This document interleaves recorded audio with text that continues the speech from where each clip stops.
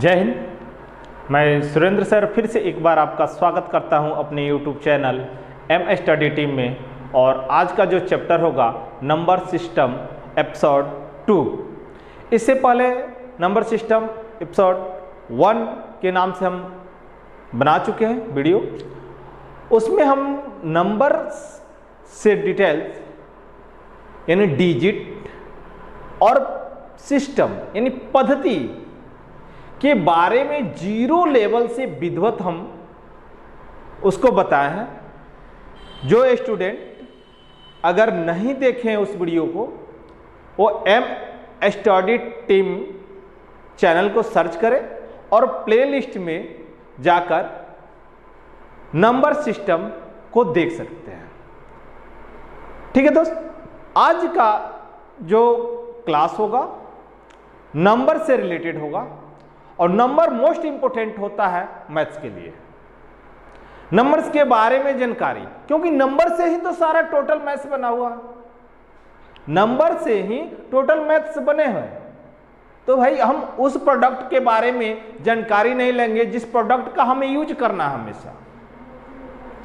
आ रहा समझ में? तो हमको क्या करना है, आज नंबर्स के बारे में अच्छे तरीके से भली भांति एक एक करके डिफिनेशन सहित हमको जानकारी करना है। ठीक है, तो चलिए आते हैं अपने सब्जेक्ट पर। लेकिन आप लोग प्रत्येक नंबर्स के बारे में नोट करते रहें और वीडियो के अंत तक बने रहें और देखें, समझे, जाने कि किस प्रकार से कौन से नंबर कहां पे काम करते हैं। दोस्त मैं बता देना चाहता हूं कि अब एग्जाम बहुत सारे आने वाले हैं, क्योंकि कोरोना काल से बहुत ज्यादा समस्या हो गई थी। अभी हाल ही फिलहाल में एसएससी जीडी नोटिफिकेशन दे चुका है। तो इसलिए मैं कह रहा हूं कि आप लोग एकदम बिल्कुल दृढ़ता पूर्वक से अपनी पढ़ाई करते रहे। ठीक है, चलिए देखते हैं सबसे पहले नंबर्स के बारे में। नंबर्स के बारे में हमने कल बता दिया है, नेक्स्ट इसके पहले वीडियो में। आज नंबर सिस्टम का एपिसोड 2 है।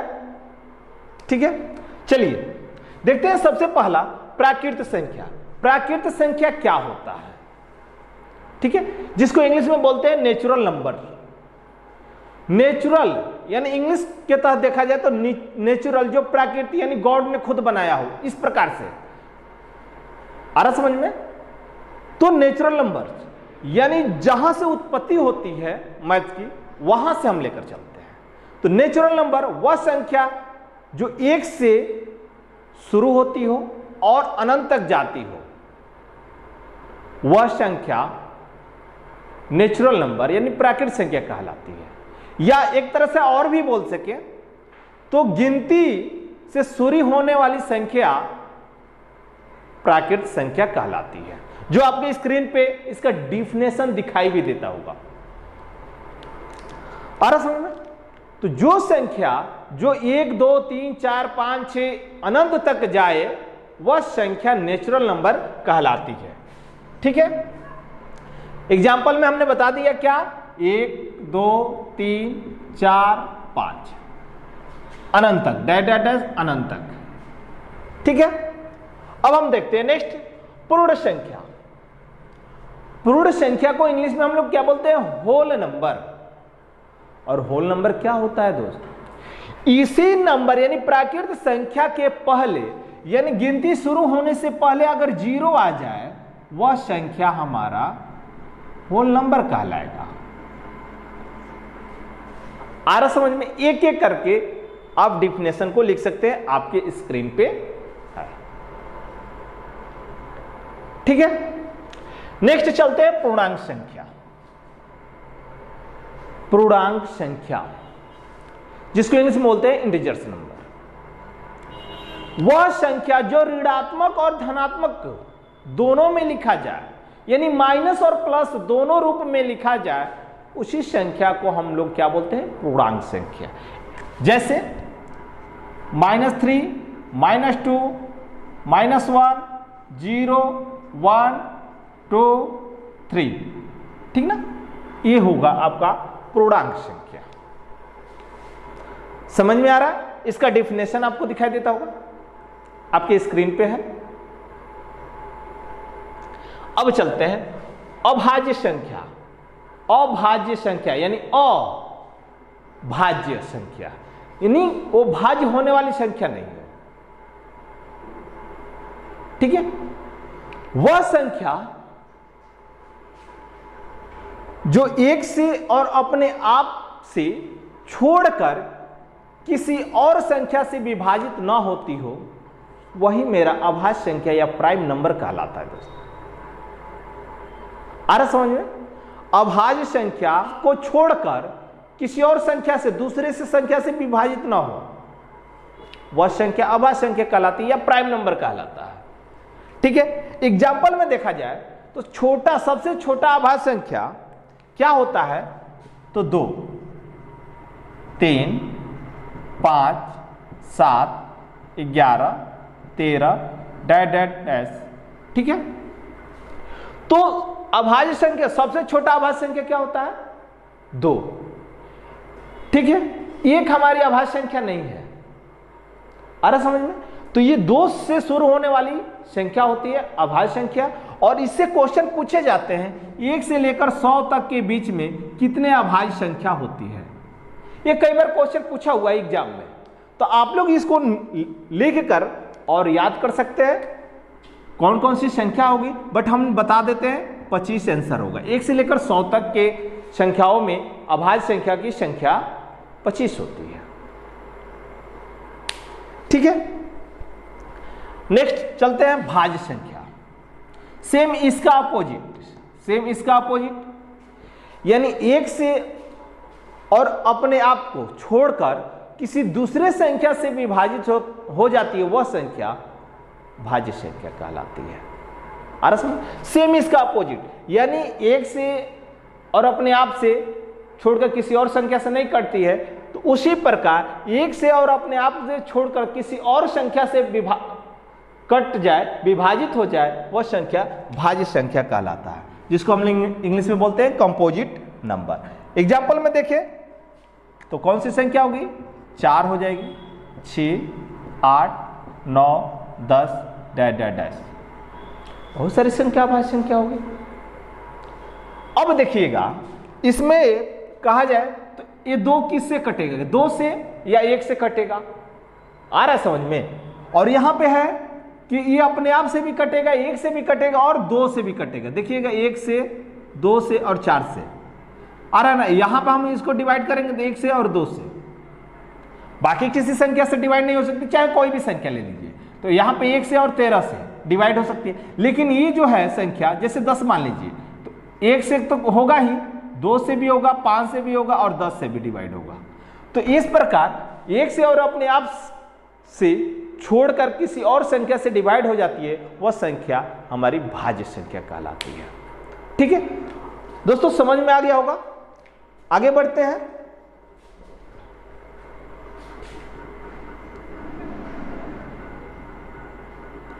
सम संख्या के बारे में। सम संख्या क्या होता है? वह संख्या जो 2 से पूर्ण रूप से विभाजित हो, पूरा विभाजित हो जाता हो, वह संख्या जो 2 से पूरा विभाजित हो जाता हो, वह संख्या हमारी क्या कहलाती है? सम संख्या कहलाती है। जैसे 2 4 6 8 10 12 या 2 का गुणज हो, वह संख्या जो 2 का गुणज हो या 2 से विभाजित होने वाली संख्या हमारी क्या हो जाती है? सम संख्या हो। अब चलिए नेक्स्ट है विषम संख्या, ठीक है। विषम संख्या, तो विषम संख्या के बारे में देखिए, जिसको इंग्लिश में बोला जाता है ऑड नंबर, ठीक है। तो वह संख्या जो 2 से पूर्ण रूप से विभाजित ना हो, पूरा विभाजित नहीं होता हो, यानी सम संख्या का सीधा उल्टा, सम संख्या का सीधा उल्टा। आपका प्रत्येक संख्या के बारे में डिफिनेशन आता होगा, आप नोट करते जाइएगा। एक्चुअली में हम बता भी दे रहे हैं, समझा भी दे रहे हैं, ठीक है। विषम संख्या के बारे में कहा जाए तो वह संख्या जो 2 से पूर्ण रूप से विभाजित ना होता हो, ठीक है, वह संख्या हमारी विषम संख्या कहलाती है। जैसे एग्जाम्पल में 1, 3, 5, 7, 9 डैश डैश डैश इस प्रकार से, यानी 2 से विभाजित होने वाली संख्या ना हो, ठीक है। नेक्स्ट परिमेय संख्या। परिमेय संख्या के बारे में जाना जाए तो मोस्ट इंपोर्टेंट ये जो होता है परिमेय संख्या, अपरिमेय संख्या, ये याद करने वाला, क्योंकि ये तो वास्तविकता आप लोग को याद भी होगा, बहुत सारे लोगों को याद भी होगा, बट कोई बात नहीं, अगर हम बता रहे हैं समझ जाइएगा तो कोई घाटा नहीं होगा, क्योंकि ये चीज है फैक्ट कि हमें इसको मजबूत करना है, नंबर्स को हमें मजबूत करना है, ठीक ना। परिमेय संख्या जानते हैं दोस्तों, वह संख्या जो P/Q या भिन्न के रूप में लिखा जाए। P/Q का अर्थ समझ रहे हैं क्या होता है? भिन्न। P/Q के रूप में लिखा जाए और P और Q पूर्णांक संख्या हो। आ रहा समझ में? P और Q पूर्णांक संख्या हो, जबकि Q नॉट इक्वल टू 0 हो।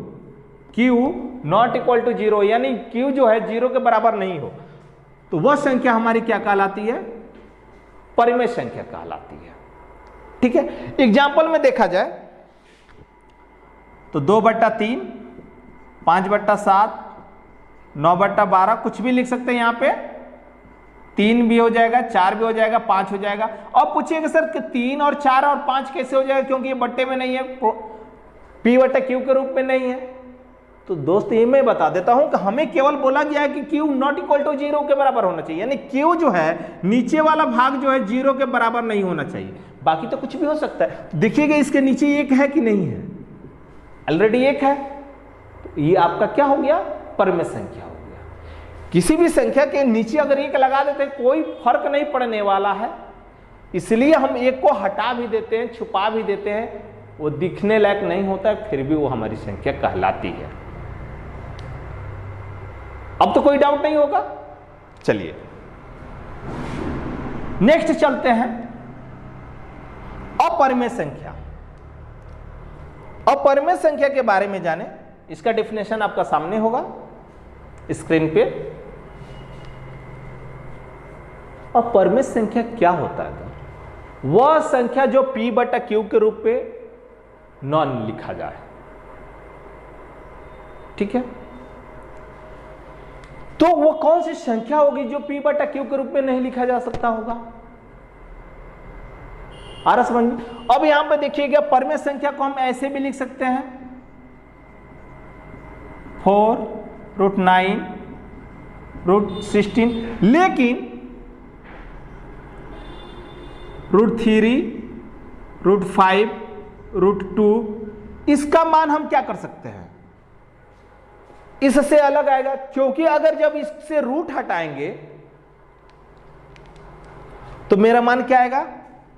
इसका 2 आ जाएगा पूर्ण रूप से, 3 आ जाएगा, 4 आ जाएगा। तो 3, 4, 5 अगर लिखे हैं तो कोई दिक्कत नहीं है, इसमें भी हम लिखे हैं तो कोई दिक्कत नहीं होगा, क्योंकि रूट में ही लिखे हैं। तो ये अपरिमेय संख्या का होता है जो संख्या पूर्ण रूप से P/Q के रूप में ना लिखा जाए, ठीक है। यानी ये जो √3 का अगर मान हम निकालते हैं तो क्या होगा? डेसिमल आएंगे, यानी पूर्ण रूप से कभी भी कटेगा नहीं, इंड नहीं होगा, पूरा पूरा नहीं होगा। इसलिए इसको हम लोग क्या करते हैं? अपरिमेय संख्या में रखा गया है, ठीक है। एक और संख्या होता है जो मैथ का मोस्ट इंपोर्टेंट चिन्ह है, वो है पाई। पाई का अर्थ क्या होता है दोस्त? 22/7। तो 22/7 अपरिमेय संख्या है, सॉरी परिमेय संख्या है, परिमेय संख्या है, लेकिन पाई जो है क्या है? अपरिमेय संख्या है। ये ध्यान में रखिएगा, 22/7 आ रहा समझ में? 22/7 परिमेय संख्या है, पाई जो है अपरिमेय संख्या है, अपरिमेय चिन्ह भी है, ठीक है। अब देखते हैं वास्तविक यानी रियल नंबर। रियल नंबर क्या है? तो रियल नंबर के बारे में बता दे यानी अपरिमेय और परिमेय दोनों को मिश्रित कर दिया जाए, जैसे 2/3, 5/7, 9/12, ठीक है, ये आपका हो गया परिमेय, या हम इसको 3 भी लिख सकते हैं, 4 भी लिख सकते हैं, और यहाँ पे √3, √5 और पाई भी लिख सकते हैं। ये आपका कौन सा संख्या होगा, यानी दोनों का मिश्रित कर दिया जाए, कौन, परिमेय संख्या और अपरिमेय संख्या को मिश्रित कर देंगे तो मेरा कौन सी संख्या होगा, वास्तविक संख्या होगा। आपका डेफिनेशन भी होगा आपकी स्क्रीन पे, आ रहा समझ में। अब चलते हैं नेक्स्ट, सअभाज्य संख्या। सअभाज्य संख्या के बारे में क्या होता है, वह संख्या जो पूर्णांकों से सम्मिलित हो लेकिन जिसका मौसा क्या हो, 1 हो, यानी जिसका मौसा 1 आ जाए वह आपका यानी को प्राइम नंबर होगा। जैसे हम आपको बताए थे एलसीएम एचसीएम में भी बताए हैं कि 5, 6, 3, 8, अगर इस प्रकार की संख्या आ जाए तो आपका मौसा क्या होगा, 1 आएगा हमेशा, ठीक है ना। लेकिन 5, 7 ये जो है आपका पेयर, ये आपका क्या है, को प्राइम नंबर है। 7, 8 एक को प्राइम नंबर है, ठीक है। इस प्रकार से जैसे हम एलसीएम एचसीएम में युग में बताए हैं, जोड़े बताए हैं, उसी प्रकार ये चीज आपका संख्या होता है, ठीक है। अब चलते हैं नेक्स्ट और अंतिम आज का, विशिष्ट पूर्णांक संख्या। विशिष्ट पूर्णांक संख्या क्या होता है, हमने तो नाम नहीं सुना होगा, विशिष्ट पूर्णांक स्पेसिफिक नंबर, ठीक ना। वह धन पूर्णांक जिसका केवल एक अपवर्तक हो, यानी एक अपवर्तक हो और बाकी कोई अपवर्तक नहीं हो, ठीक ना। अपवर्तक अर्थ समझ रहे हैं क्या है, भाज्य संख्या हो, भाज्य संख्या हो, वह संख्या हमारी क्या कहलाती है, विशिष्ट पूर्णांक संख्या कहलाती है। जैसे में 1 है और एक ही सिंगल जो है ये विशिष्ट पूर्णांक संख्या है। कैसे, क्योंकि इससे कटने वाली संख्या कौन है, एक ही काट सकता है, बाकी कोई नहीं काट सकता है, ठीक है। तो ये रहा हमारा नंबर्स के बारे में। अब जानते हैं, आगे चलते हैं और देखते हैं कि स्टेप बाय स्टेप नंबर्स को डिवाइड करने की विधि, ठीक है। नंबर्स को डिवाइड करने की विधि किस प्रकार से होती है उसको भी हमें रीड करना होगा, उसको जानना होगा, ताकि कैलकुलेशन आपका क्या हो, फास्ट हो, ठीक है। अब देखते हैं विभाजित होने वाली संख्या, ठीक है। बड़े से बड़ी संख्या को कैसे हम डिवाइड कर सकते हैं, ये रूल्स हमें कुछ याद करना पड़ेगा, ठीक है। तो सबसे पहला देखा जाए 2 से विभाजित होने वाली संख्या। 2 से विभाजित होने वाली संख्या कौन सी होती है, तो वह संख्या जिसके अंत में 2, 4, 6, 8 या 0 हो, या ऐसे कह सकते हैं वह संख्या जिसका इकाई का मान सम हो, वह संख्या क्या होता है, 2 से विभाजित हो जाएगा, ठीक है। वह संख्या जिसका इकाई का मान सम या 0 हो, वह संख्या 2 से पूरी विभाजित हो जाएगी, ठीक है। जैसे कोई भी संख्या रख लिया जाए, ठीक ना, यहां पे 0, यानी सम तो नहीं है यहां पे, लेकिन 0 है, तो यह संख्या हमारी 2 से विभाजित हो जाएगी, ठीक है। अगर कोई संख्या हमारी सम होता है तो ये भी हमारी संख्या 2 से विभाजित हो जाएगी। यानी कोई भी संख्या हो जिसका अंतिम अंक क्या होना चाहिए, 2 होना चाहिए, 4, 6, 8 या 0 होना चाहिए, ये होना चाहिए। अगर ये होता है तो हमारी क्या हो सकती है, 2 से पूरी विभाजित हो जाएगी। आ रहा समझ में दोस्त। चलिए नेक्स्ट, 3 से विभाजित होने वाली संख्या। वह संख्या जिसके अंकों का योग 3 का गुणज हो, वह संख्या 3 से पूरी पूरी विभाजित हो जाएगी। जैसे 5 4 5 9 3 2 5, तो देखते हैं जोड़कर 9 हो जाएगा, 9 यहाँ पे, और ये हो जाएगा कितना 5 5 10, नहीं हो पाएगा। अगर यहाँ पे हम 4 कर देते हैं, अब जोड़ा जाए तो कितना हो जाए 4 5 9 18 18 3 21 21 और 9 30, यानी 30 जो है 3 से डिवाइड हो जाएगी, तो ये हमारी संख्या भी पूरी 3 से डिवाइड हो जाएगी। एग्जाम्पल में एक और ले लिया जाए, 5 7 9 12 13, देखते हैं इसको ऐड करने के बाद मेरा संख्या 3 के गुणज आता है कि नहीं। 12 9 21 21 1 22 2 24 24 से 4 28, नहीं आ रहा है तो एक को हटा दीजिएगा ना, तो 27 हो जाएगा। जब 27 हो जाएगा तो यह संख्या हमारे क्या हो जाएगी 3 से डिवाइड हो जाएगा। अरे समझ में, बिल्कुल आसान तरीका। इन संख्याओं को जोड़ लीजिए, ठीक है।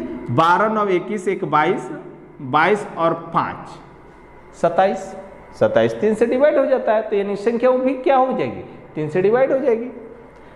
देख लिया जाए ये डिवाइड होता है कि नहीं, तो 57 91 23 3 से, तो कितने नंबर में 19 3 57, फिर तितरी का 9, ये हो जाएगा 0 4 और 1, ये होगा डिवाइड करके आ गया, ठीक ना।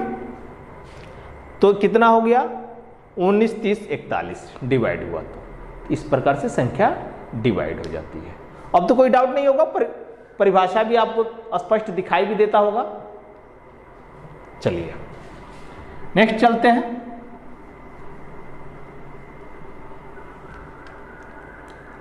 चार से विभाजित होने वाली संख्या, 4 से विभाजित होने वाली संख्या, इसका डेफिनेशन क्या होगा आपकी स्क्रीन पे भी दिखाई देता होगा।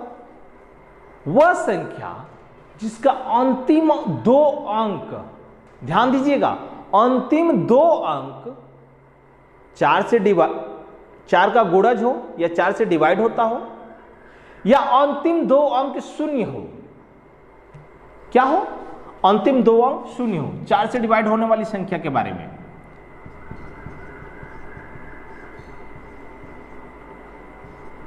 अब देखिए यहां पर अंतिम जो 2 अंक है ये 4 से डिवाइड हो जा रहा है, यानी 8 चौके 32, 8 से डिवाइड हो जा रहा है, तो ये पूरी संख्या जो है 45 77 232, ये आपकी संख्या 4 से डिवाइड हो जाएगी, ठीक है। या इसी 32 के जगह पे अगर डबल 0 भी होता तो भी ये संख्या क्या हो जाती 4 से डिवाइड हो जाती, ये संख्या 4 से डिवाइड हो जाएगी। आपको समझ में आ गया होगा, यानी अंतिम 2 अंक हमको क्या करना होता है, केवल देखना होता है।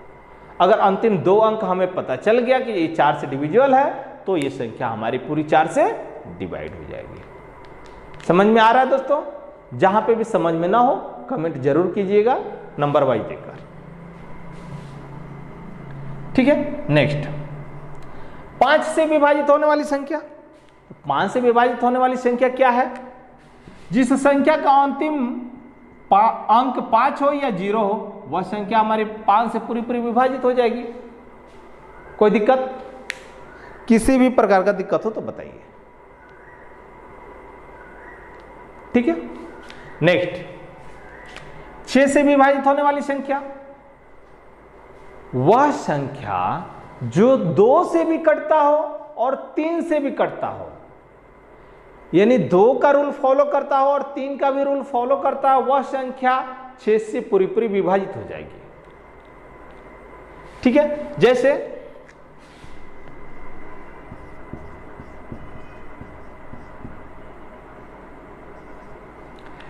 2 से रूल देखा जाए तो अंतिम अंक सम होना चाहिए। आ रहा है समझ में? तो ये तो 2 से आपका कट जाएगा, लेकिन अगर 3 से देखते हैं तो 3 से कटता है कि नहीं कटता है, तो ये हो जाएगा 6 7 13 17 3 20 20 और 15 35, ये नई संख्या कटेगा। नहीं कटेगा तो एक संख्या हम बढ़ा देते हैं, यहाँ पे 4 रख देते हैं तो 36 हो जाएगा। जब 36 हो जाएगा तो ये संख्या 3 से कट जाएगी। जब ये संख्या 3 से भी कट जाएगी तो यानी 2 गुणे 3, 2 से भी कटता हो और 3 से भी कटता हो तो यह संख्या आपको पूरी पूरी 6 से भी विभाजित हो जाएगी। आ रहा समझ में? एक एक रूल्स होते हैं, इस रूल्स को हमें पता करना होता है, हमें याद करना होता है, ताकि आगे आने वाला क्वेश्चन हमें क्या हो, बिल्कुल स्पष्ट रूप से और फास्ट में सॉल्व कर सके। चलिए नेक्स्ट देखते हैं 7 से विभाजित होने वाली संख्या। 7 से विभाजित होने वाली संख्या, ठीक है। तो 7 से विभाजित होने वाली संख्या क्या होता है दोस्त? वह संख्या जो 6 बार रिपीट कर दिया जाए, 6 बार लिख दिया जाए।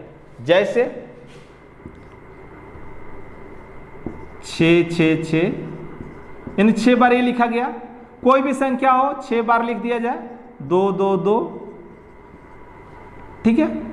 तो ये संख्या हमारे 7 से डिवाइड हो जाएगी। या 23 23 23 23 23 23, ये संख्या हमारी 7 से डिवाइड हो जाएगी, ठीक है। अब देखिए हमेशा तो हमें रिपीट वाला क्वेश्चन आएगा नहीं, तो फिर कैसे सॉल्व कर सकते हैं? क्योंकि ये संख्या अगर इस प्रकार से ना दे तो हमारी 7 से तो डिवाइड होगी ही नहीं। तो फिर पता कैसे करेंगे कि 7 से डिवाइड होने वाली है? आपको डेफिनेशन में लिखा भी होगा। देखिए इसको हम बताते हैं दूसरा भी मेथड इसका, कि 7 से डिवाइड होने वाली संख्या किस प्रकार हमें पता करते हैं। देखिए जैसे कोई भी संख्या है, जैसे मान लीजिए कि 95 है ना, तो 95 को हम क्या करेंगे? 5 प्लस में करेंगे 9 और प्लस 5, ठीक है। लेकिन इस 9 को 3 से गुणा करेंगे, तो जब गुणा करेंगे तो कितना हो जाएगा? 29 27 और प्लस ये कितना हो जाएगा? 5, तो ये हो जाएगा 27 5 32। तो ये संख्या हमारी क्या होगी? 7 से डिवाइड नहीं होगी, यानी 32 हमारा 7 से डिवाइड नहीं होगा, तो वह संख्या भी डिवाइड नहीं होगा। दूसरा देख लेते हैं 84।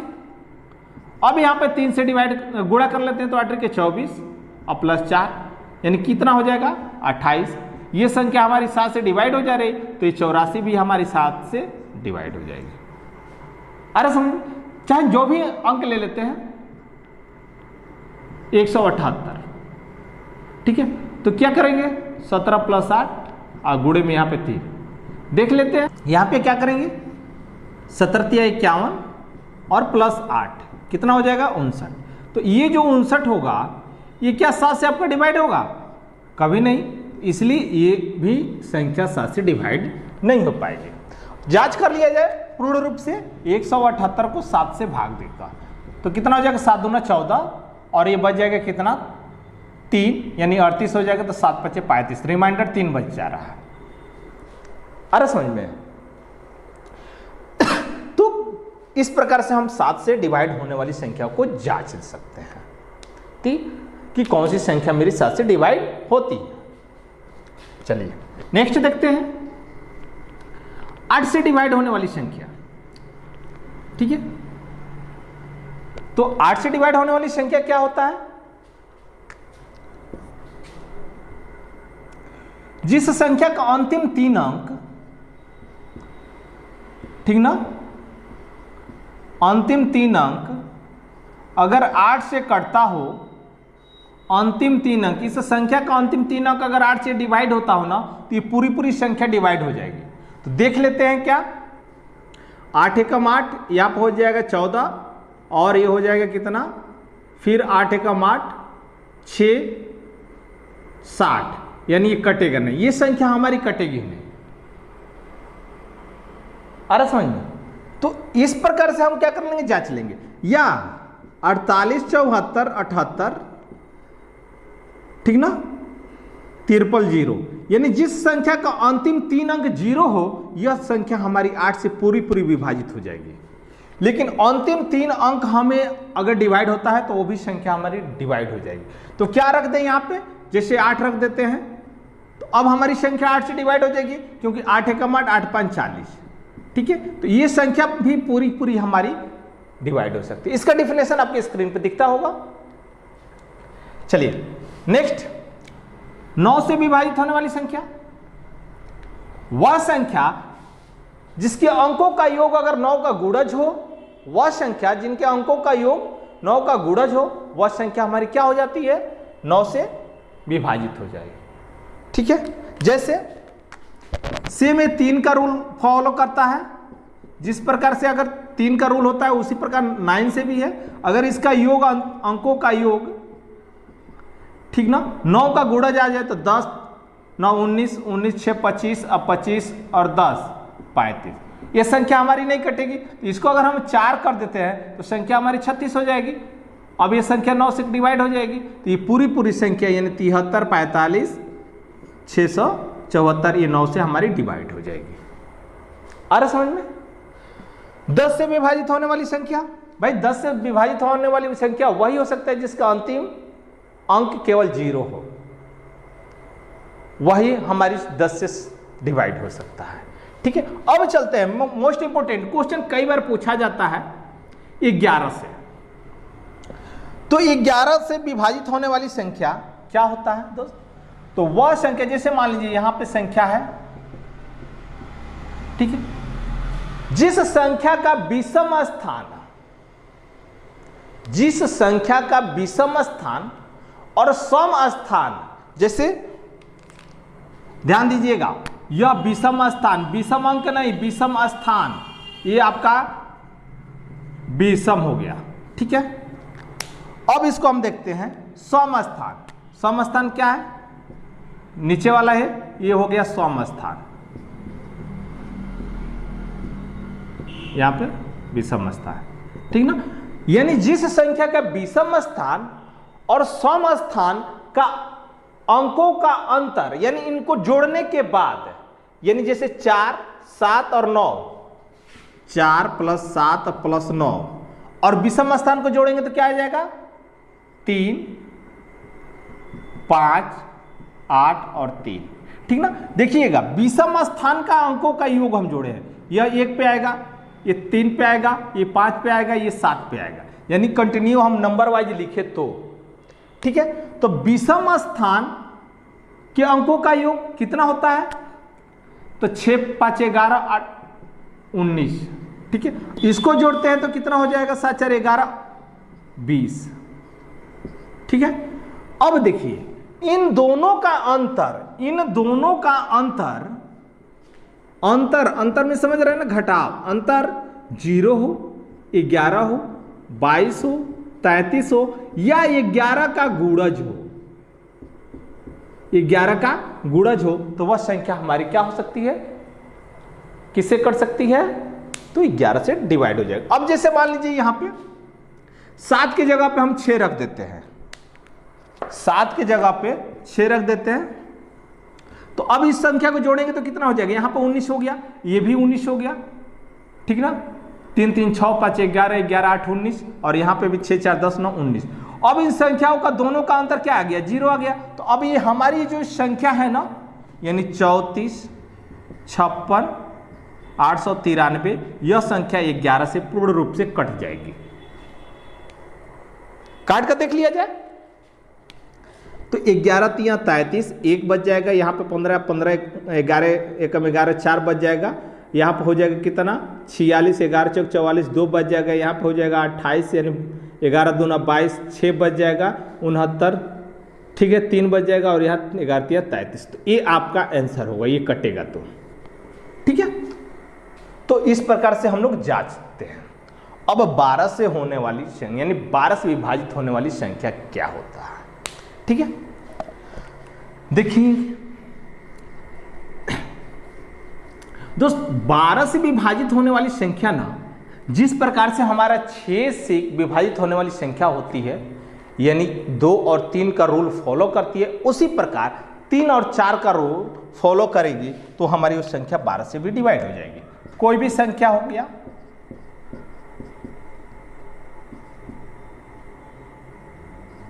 ठीक है। अब देखिए यहां पे 3 से भी कटे और 4 से भी कटे, जब दोनों से कट जाता है तो तो यह संख्या 12 से भी डिवाइड हो जाएगा। ये हमें जांच करना होता। ठीक है, तो ये रहा आपका नंबर, और नंबर के बाद विभाजित संख्या यानी विभाज्य होने वाली संख्या। ठीक है, अब हम आगे चलते हैं, थोड़ा बहुत कुछ जान लेंगे, ज्यादा अब नहीं। देखिए,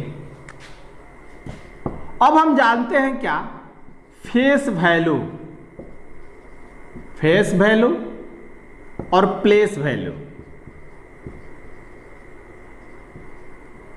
ठीक है, फेस वैल्यू का क्या अर्थ होता है, हिंदी में इसको बोलते हैं जातीय मान, और इसको बोलते हैं स्थानीय मान। ठीक है, तो फेस वैल्यू, जैसे मान लीजिए कि कोई एक संख्या है,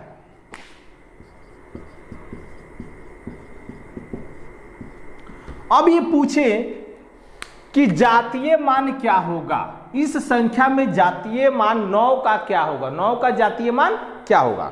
तो 9 का जातीय मान अगर पूछा जाए तो इस संख्या का 9 का जातीय मान 9 हो जाएगा, ये होगा आपका जातीय मान। ठीक है, अगर फिर इसमें पूछा जाए कि प्लेस वैल्यू यानी स्थानीय मान, इस संख्या का 9 का स्थानीय मान क्या होगा, तो दोस्तों 9 का स्थानीय मान 9 लिखेंगे, बट उसके बाद जितनी संख्या होगी उतना जीरो लिखेंगे। तो कितनी संख्या है, 5 संख्या है, 5 जीरो लिखेंगे, ये आपका होगा स्थानीय मान। तो दोनों में अंतर समझ में आ गया। अब इससे क्वेश्चन पूछे जाते हैं कि जातीय मान और स्थानीय मान का अंतर क्या होगा, गुणज क्या होगा, भागफल क्या होगा। ठीक है, इस प्रकार से क्वेश्चन पूछे जाते हैं। तो ये तो आप लोग कर सकते हैं, नहीं करेंगे तो फिर हम आप नेक्स्ट एपिसोड में एक एक क्वेश्चन लेकर आएंगे, जबरदस्त क्वेश्चन, जो कि जीरो से क्वेश्चन उठाएंगे और एकदम स्टेप बाय स्टेप बढ़ते बढ़ते एकदम हाई लेवल तक चलेंगे। ठीक है, तो ये रहा आपका जातीय मान और स्थानीय मान। अगर इसमें 2 बार दे दिया जाए कोई संख्या, जैसे मान लीजिए यहाँ पे 3 को 2 बार दे दिया गया है, तो 3 का जातीय मान क्या होगा, तो 3 का जातीय मान तो 3 होगा, लेकिन स्थानीय मान क्या होगा, या स्थानीय मान का अंतर क्या होगा तीनों का। तो यहाँ पे देखिए 3 और कितना संख्या है, 2 2 4 2 6 1 7, तो 7 को जीरो। ठीक है ना, यहाँ पे 3 के बाद कितना संख्या है, 5, 4 को जीरो, यानी 3 के बाद 4 को जीरो। ठीक है, अब इसमें अंतर पूछे, योग पूछे, गुणा पूछे, भाग पूछे, आप सारा चीज कर सकते हैं। अंतर पूछेगा तो घटा दीजिए, जोड़ पूछेगा तो जोड़ दीजिए, गुणा कर पूछेगा तो गुणा कर दीजिए, इतना तो कर सकते हैं आप, कोई दिक्कत नहीं है। तो दोस्तों आज के लिए इतना ही, फिर मिलते हैं नेक्स्ट एपिसोड में और एक से एक बेहतर क्वेश्चन लेकर आएंगे। इस जो आज हम बताए हैं इसको आप लोग याद कर लीजिए ताकि आपको कहीं समस्या ना हो। ठीक है, तो प्रत्येक वीडियो आप देखते रहिए, एकदम लाइन बाय लाइन हम क्लास की भांति आपको लेकर चलेंगे, कहीं भी आपको डाउट नहीं होने देंगे, एकदम कंसेप्ट को क्लियर कराते चलेंगे। ठीक है, तो आज के लिए इतना ही। जय हिंद दोस्तों।